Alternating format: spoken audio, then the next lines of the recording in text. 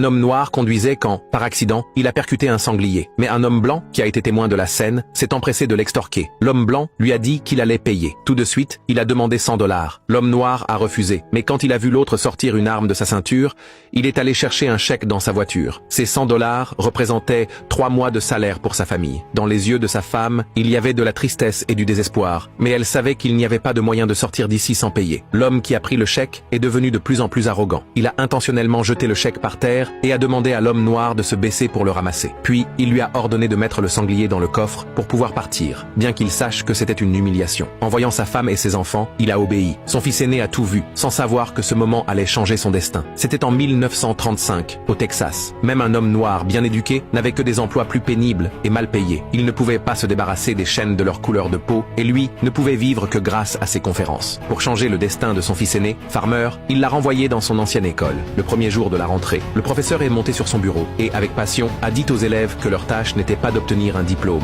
mais de changer les lois du pays et de lutter pour l'égalité des droits. Pour atteindre cet objectif, chaque année, il formait une équipe de débat pour défendre les droits des Noirs à l'école. Après une sélection minutieuse, 4 étudiants ont été choisis. Bien que Farmer ne fût qu'un remplaçant dans l'équipe de débat, chargé de collecter les matériaux, il était très excité, car l'humiliation subie par son père était encore gravée profondément dans son cœur. Pour devenir un excellent orateur, il fallait d'abord parler clairement et avec force. Ainsi, le professeur leur faisait pratiquer chaque jour avec un sifflet dans la bouche.